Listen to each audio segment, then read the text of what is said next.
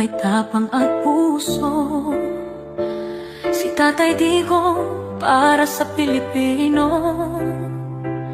tinindigan ang tama, nilaban ang mali.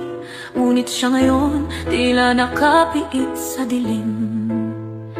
Habang ang bansa'y lumulubog sa baha, sa kasinungalingan at pangungurakot ng iba,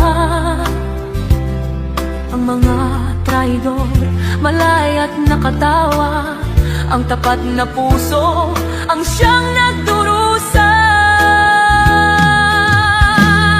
Bilanggo si Tatay, ngunit tayo rin gapos ng sistema, walang damdamin, buwis ng mahirap, ibinulsa ng may salarin, ang bayan ng tunay na nakakadena rin. Kahit siya'y ikinulong ng kapwa't batas, ang tapang niya'y apoy na di kailanman magwawakas. Ang mga pangakong ginintuan, pawang salita, ang masa'y ginagawang laruan sa politika.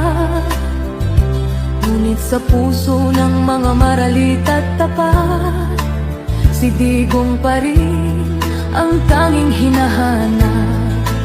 Sabi nila justisya, pero para kanino? Bakit ang matuwid ang laging ginugupo? Siya ang sakripisyong tupa ng ating lahi upang muling magising ang ating pagkapiit.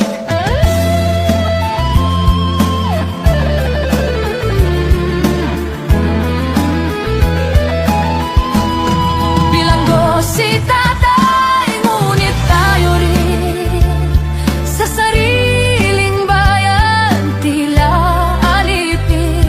Ngunit sa bawat pusong di sumusuko, naroon pa rin ang kanyang sigla't sigaw ng totoo. At kahit ginapos ng mga taksil sa dangal ang pangalan ni Duterte,